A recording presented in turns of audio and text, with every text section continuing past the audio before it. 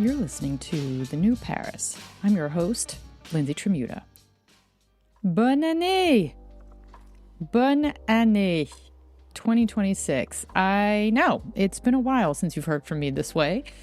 By the time I ran the last episode in early November, I was edging toward burnout. It's true, I was a couple of weeks away from a trip to Japan, an actual vacation, and the list of work to complete became so overwhelming and crushing that I honestly thought I would need to be wheeled onto the plane in a gurney. That did not happen, but a few items on my to-do list, including this show, took a backseat. I should know better. I have some very smart friends who have researched and written about burnout. I know the signs, but I couldn't get it together. I heard from many listeners inquiring about the show's return, and that was a lovely and welcome surprise.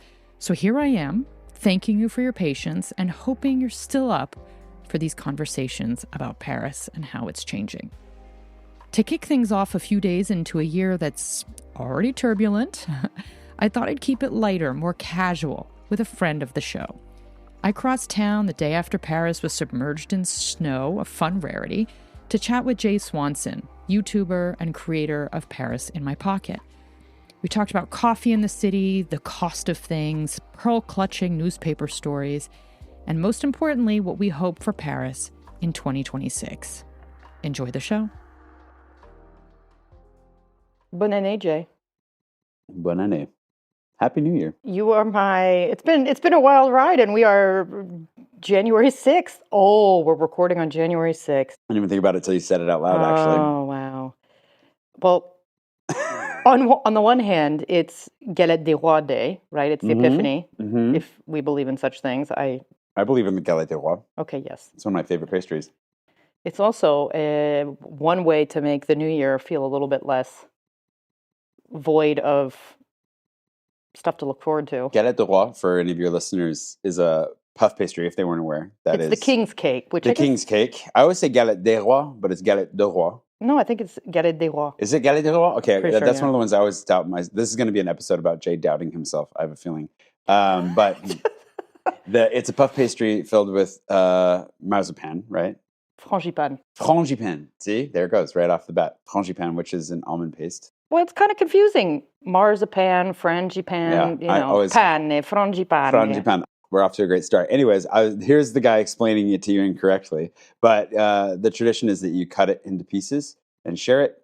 You have the youngest under the table who's directing who gets which piece, so they can't see which pieces are being given away. Because inside of it is a fève, a little, well, not actually a bean, but a little porcelain something or other. Yeah, and actually a lot of the bakeries are getting creative year on year with what the design of the fève, and also, who they farm it out to. Sometimes it's like really interesting historic houses who make these little porcelain things, right? So it's like another way to talk about just fancier and fancier ways of breaking your teeth. Yes, although I collect them. I have I have an empty mug. You'd think it would be fuller. I guess I started kind of late in collecting them, I like that. But I collect it now. Unless it's someone, who's coming over. Who wins it, and then they take it with them. And they get to be the king or queen for the day. Exactly. I also collect champagne caps, because those are actually, according to some, worth something, depending on which. Yeah. I mean, I just stick it in just keep an empty, like a mug. Yeah, exactly. You'd never know. I'm going to have to ask you after we're done. I'm doing my champagne goals for the year, and I'll have to ask you some champagne questions. With pleasure. Yeah, because I know you're the champagne expert. You're also the frangipane expert, so it all comes together. Expert is a big word. I know it's a word. I feel like I'm subconsciously trying to like sabotage anyone's attempt at calling me an expert right now. First of all, it's just a very slippery. Yeah, it's a dangerous term. Yeah, it's about as reliable as guru. The whole reason I was diving into the Galette des Rois, though, is just to make it's funny, when I first moved here, I lived in Nice in 2007, and I got here for the school year, and I remember they came out, and I just saw them with the crowns. I think they got my attention. I was like, what is this? And I got one, because I'd never seen it or heard of it before, and I was like, this is amazing. I love this. And then I spent the rest of the year trying to find them, because I didn't understand that it was a seasonal. I was like, why are they hiding them from me? Why won't they make more? I don't understand. So yeah, get them if you're in Paris while you're here. It'll basically run through the whole month. Mm-hmm. And by the end, you won't want to, at least you and I will not want to see one or No. taste one by, like 2 weeks from now. For a whole, it definitely runs its course pretty quickly because thankfully they are apportioned generously. Yes, they amongst are. the population. They are. And they're pretty... It's like the upscale, it's like the good version of a fruitcake. Oh my God, what? I feel like, because you know how fruitcakes used to, when they don't exist anymore, but when we were kids, it was the joke because they just appeared. People would bring them parties. Like there was always fruitcakes around. Okay, so not in terms of consistency, appearance, no, or I'm just talking in flavor. terms of like ubiquitousness. But it's like if fruitcakes were good, it's a seasonal cake that only comes around, and instead of passing it around, you actually eat it. Okay, that's an interesting take. That's my take this morning. Okay. Well, you bring up an interesting point, which is, or we both brought up an interesting point, which is that they're available all month, and it's a financially interesting item for bakeries, right? So you come off of Christmas, which is a huge moment economically for bakeries, chocolate shops, all sorts of confectionery, and people who do meats, and butchers also were working kind of around the clock in December. But these moments are very important in terms of running a business in France. And the reason I segue that way is that you and I have been talking a lot on and off for the last year because we meet up for coffee a lot and we do our talks, our deep dives, our existential debates. Our like in internal TED Talks. Right, over coffee. Mm-hmm. And we have seen a proliferation of businesses open that posture. Yeah. Posture coffee shop. A word, yeah. No, they and when we say coffee shop, what we're referring to is specialty coffee, which was, right.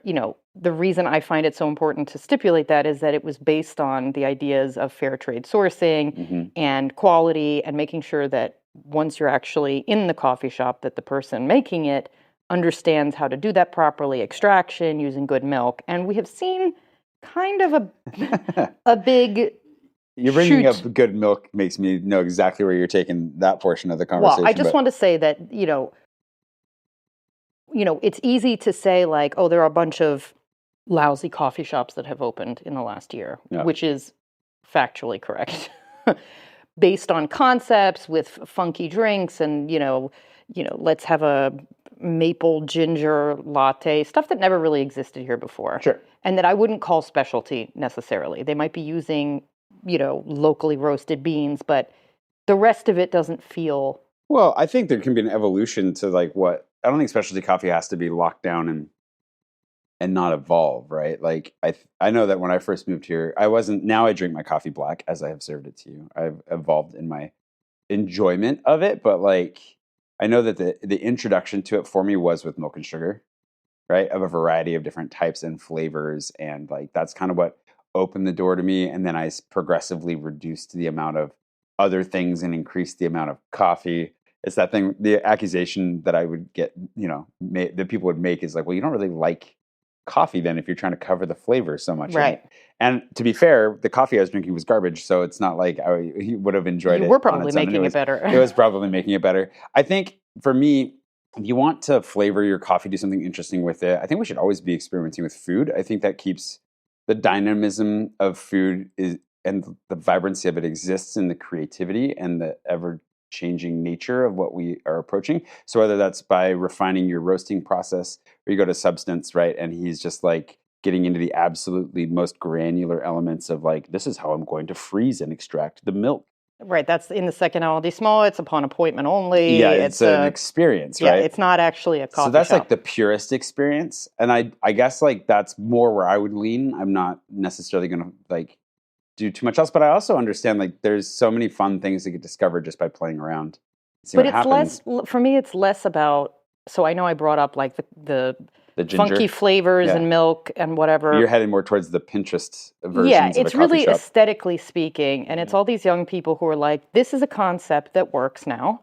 Right. And we know how this is a country where even to get a bank loan, the banks need to see that it's a concept that works. So you have lower overhead. Yeah. Yes, you have to, potentially renovate a space, but you have lower overhead.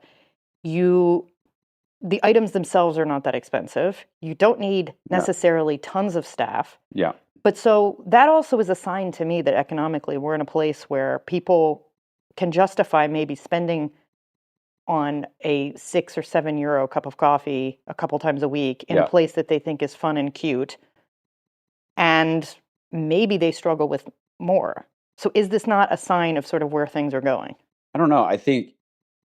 Well, we've seen other waves, right, come through Paris, like when burgers kicked off, which actually was a great renaissance of the burger in Paris. I feel like when I first moved to Paris in 2013, 2012.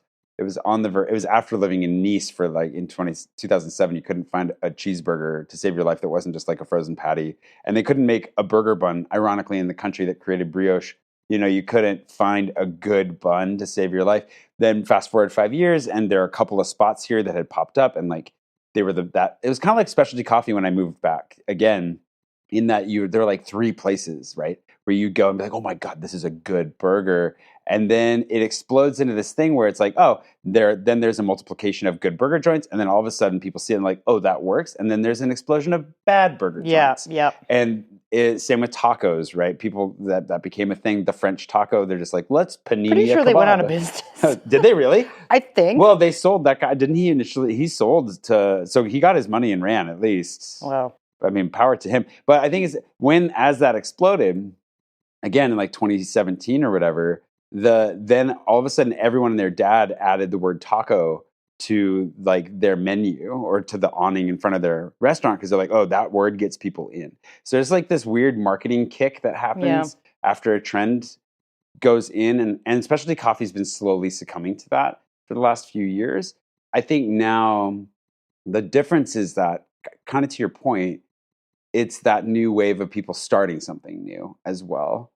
Which is not a bad thing. I'm all for entrepreneurship. Right. I just, I don't want to see in a year's time that they have to close up because they should have put more. Well, I mean, some of them deserve to. Well, it's hard because you said like the overhead is low and things don't cost that much. But like my understanding of coffee shops, as someone who's never owned or run one, so if you're listening and you do, feel free to reach out and let me know how wrong I am. But is this thing of like it's volume? You either, well, it's not even volume, right?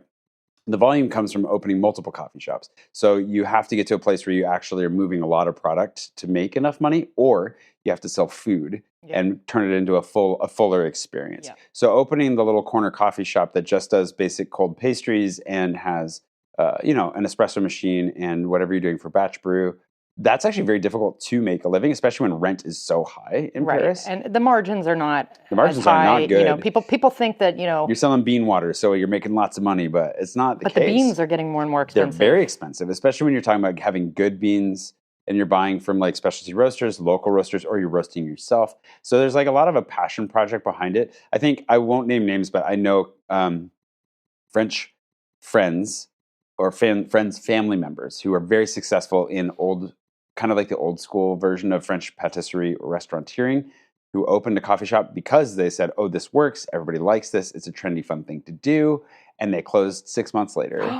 In Paris? Yeah, in Paris, because they just couldn't keep the numbers going. And in my opinion, knowing them, a lot of it came down to, like you're saying, the aesthetic and not fully understanding the business model behind it, but also not understanding.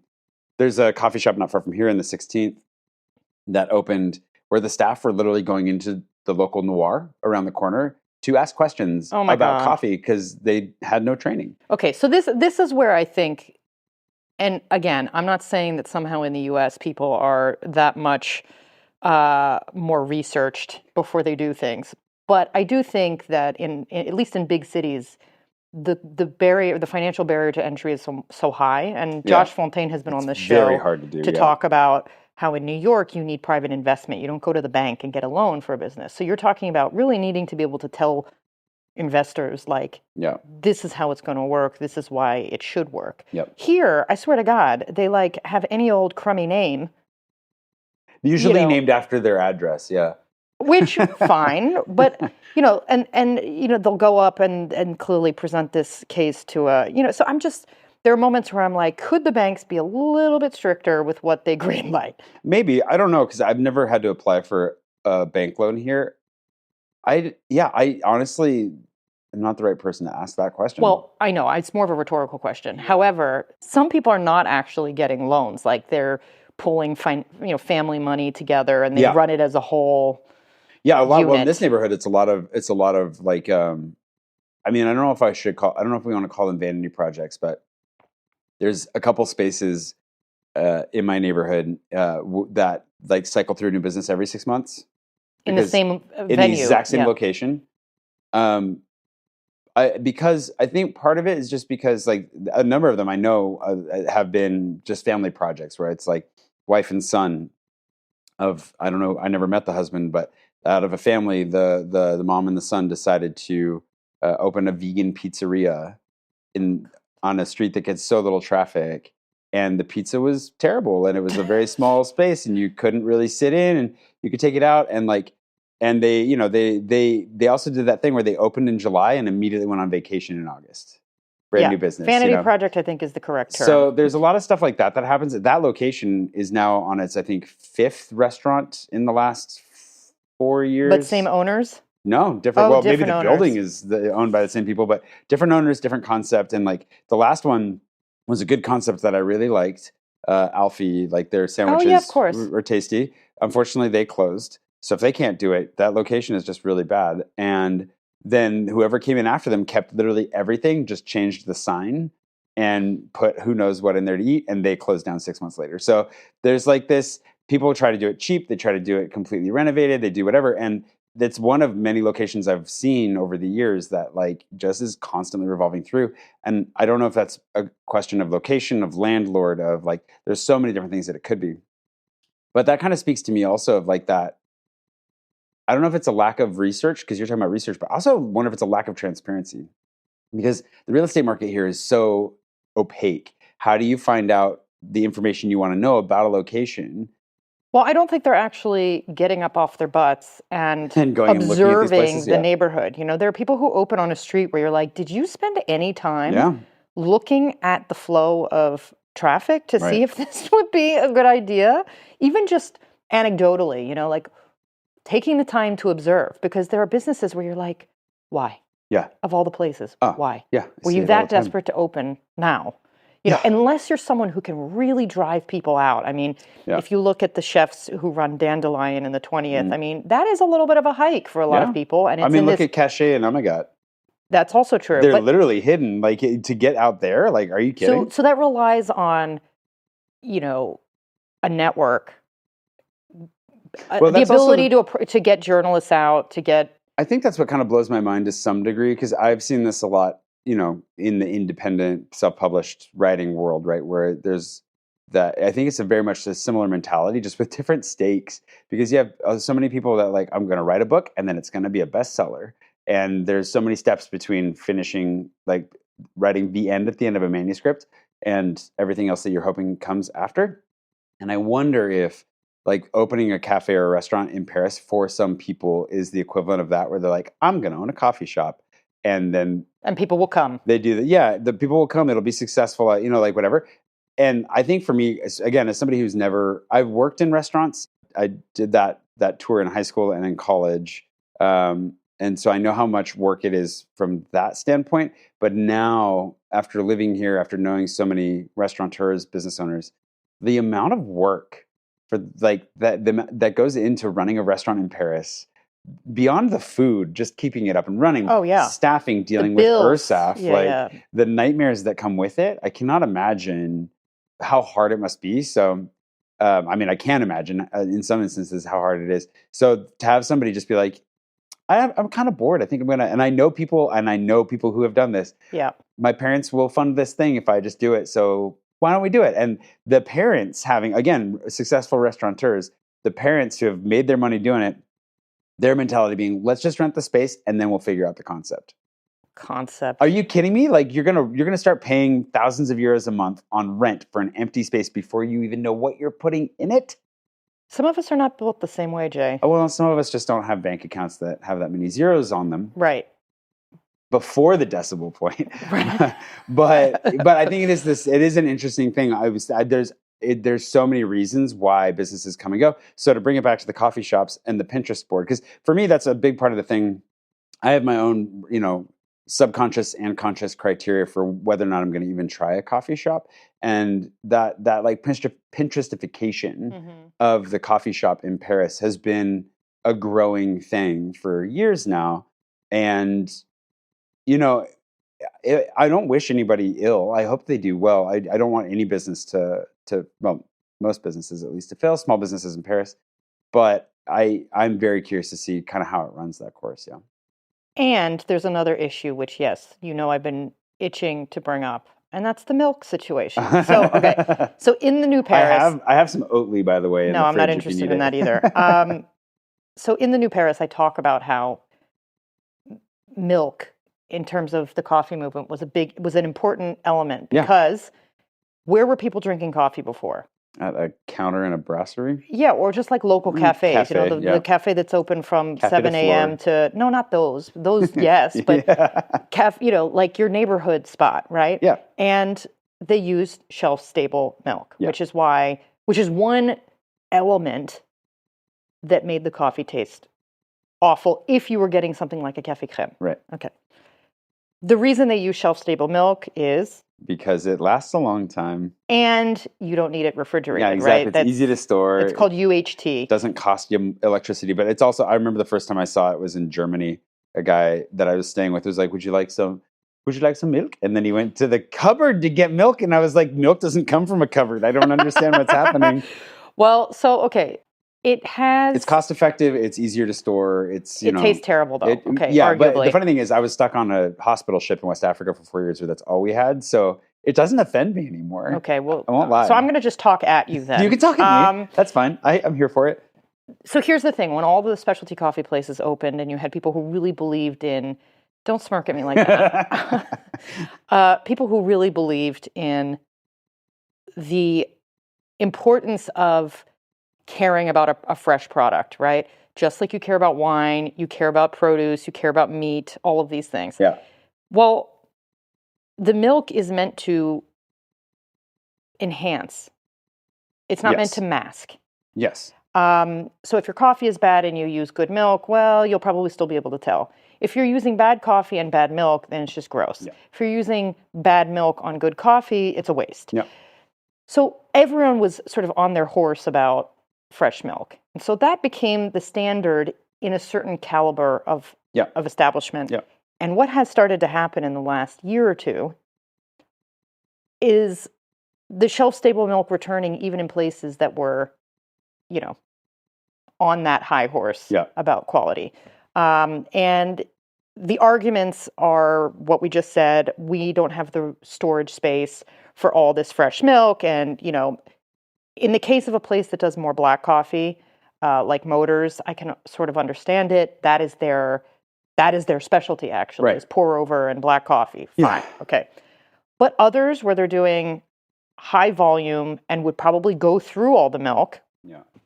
Then it just seems like they're taking the piss, right? Like they're getting higher. Why are they doing it? Just for the margins, or? Well, that's what I'm thinking. Your hypothesis? Yeah, that's my hypothesis. And I've spoken to other specialty coffee people some who are equally as irate because they also are using good quality milk and are pricing their coffee at the same rate because they can't go higher. Yeah. And so they are sort of, peeved about that.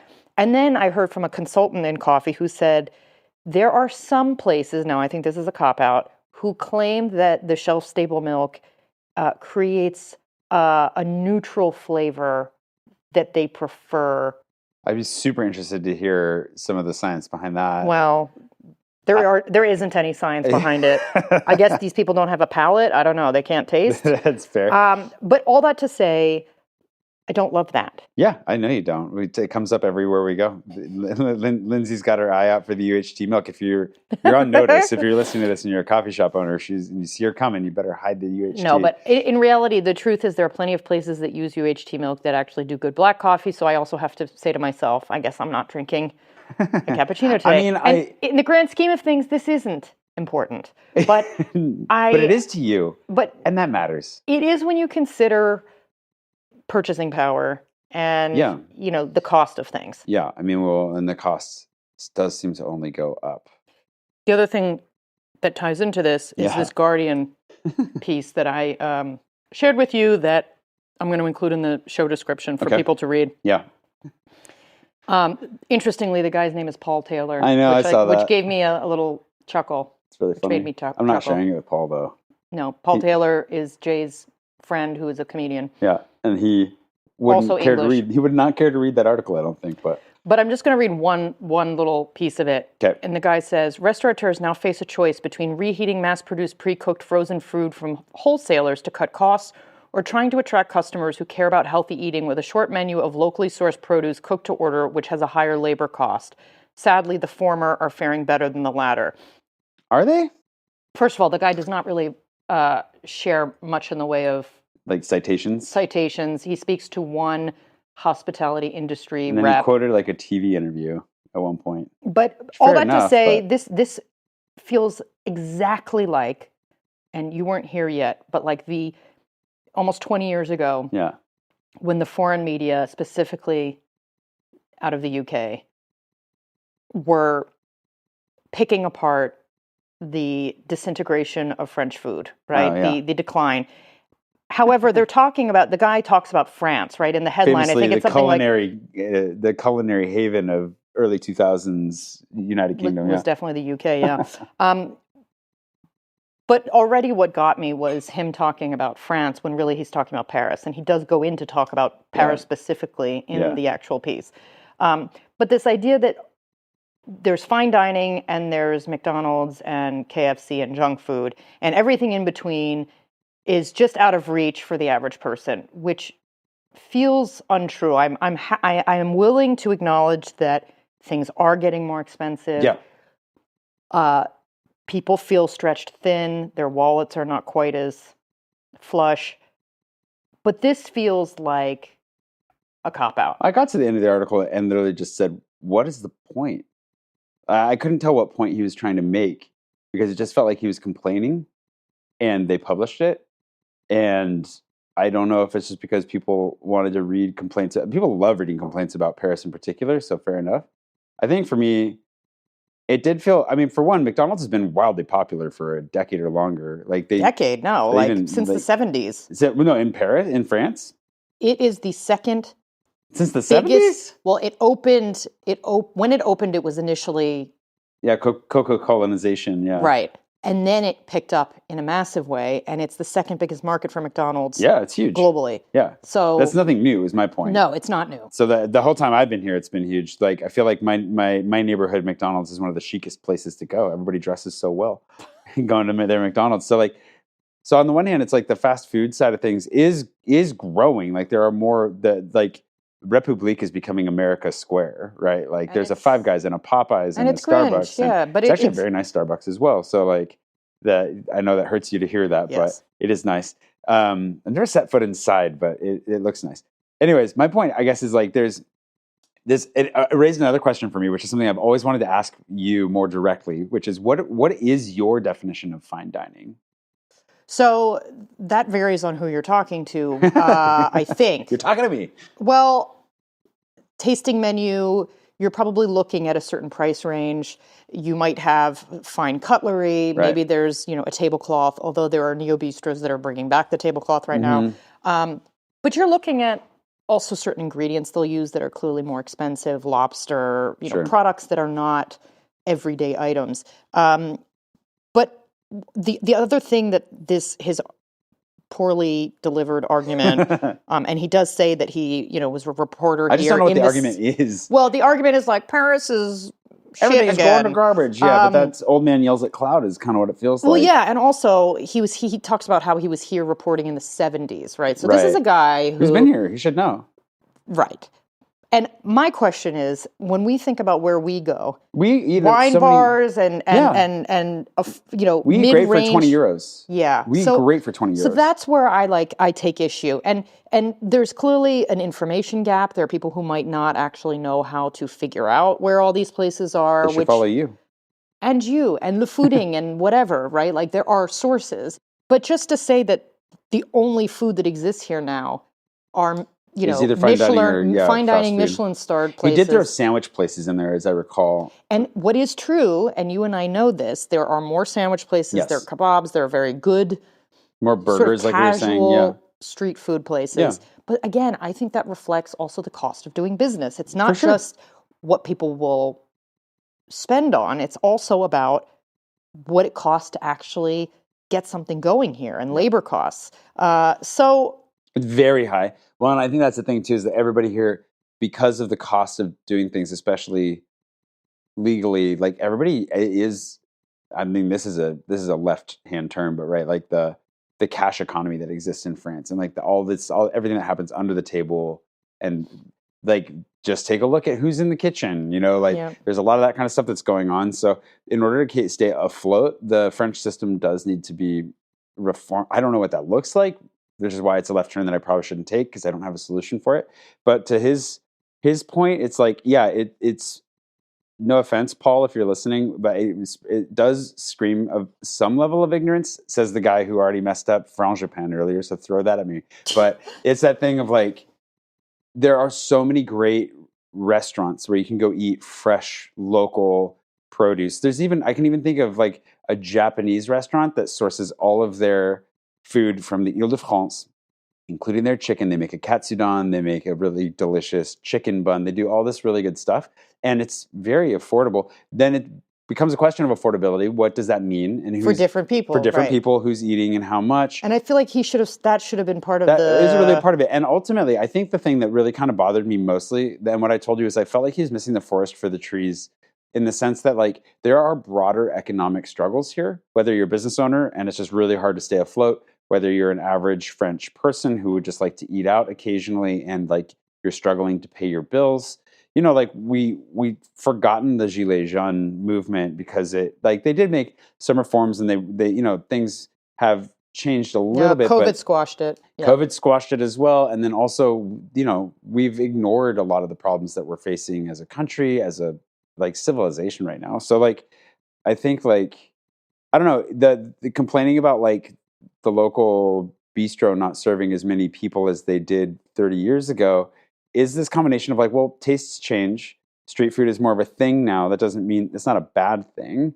And also we have this whole spectrum of affordability. And then I feel like we should be asking the question, why aren't we helping the average person be able to afford? Well, yeah, and that's that's a different, he might say that's a different article, but at the same time, it is. But it's the root of what he's complaining about, exactly, right? Because not to get political, but it's the beginning of the year. Everything is political, Jay. I know, and it's January 6th. But it's that thing of if there's a reason that people have less and less money, and yet the wealth gap is exploding and luxury goods are being sold so much more and everything else, that money is going somewhere. So if it's not in the average person's pocket to spend at the local bistro, don't blame that person for now eating fast food.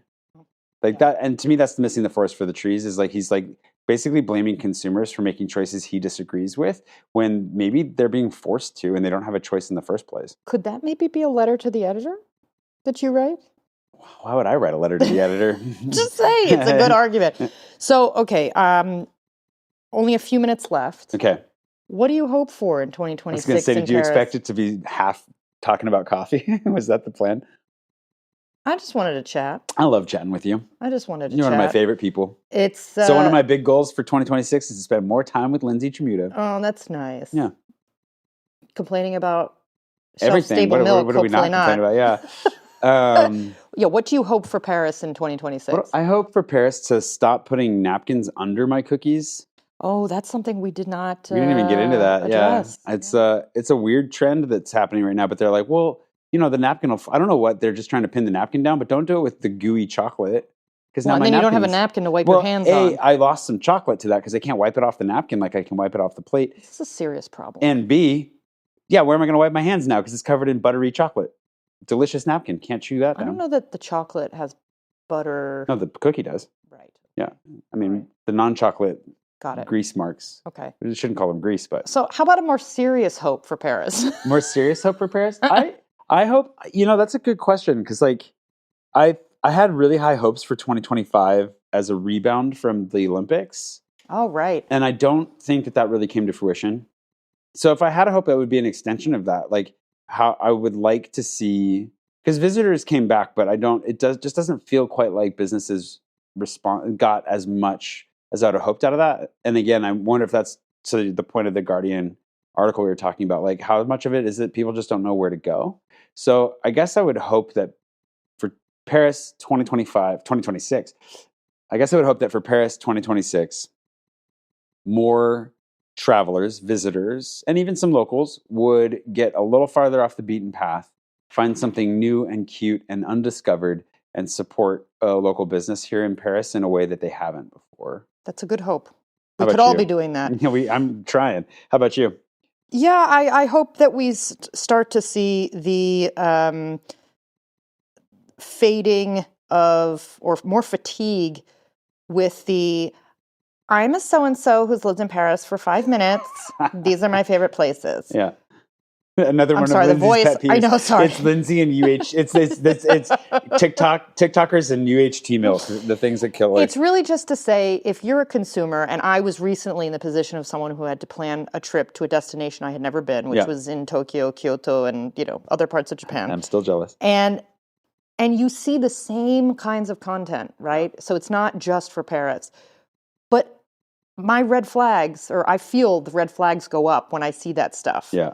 When it feels like everyone is saying the same thing, and all you see when you arrive there are lines of foreigners and no one local, right? So the places that I leaned on reporters and journalists and friends who have very good taste in, I don't know, ceramics or pastry, whatever, and collected that kind of those kinds of suggestions together to make an itinerary. And I would just hope that people stop thinking that, yes, you and I are on the internet. We are on social media.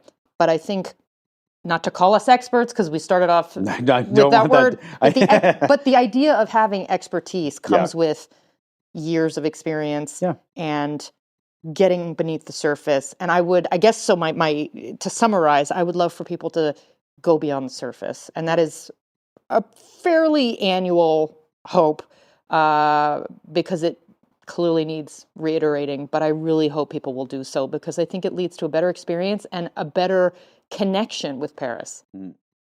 And Cooper hopes that too. No one can see Cooper, but maybe they hear him sniffling around. My dog just joined us. He was waiting for his food for the first half of this episode, and now he's staring at me because he's not on my lap where he belongs.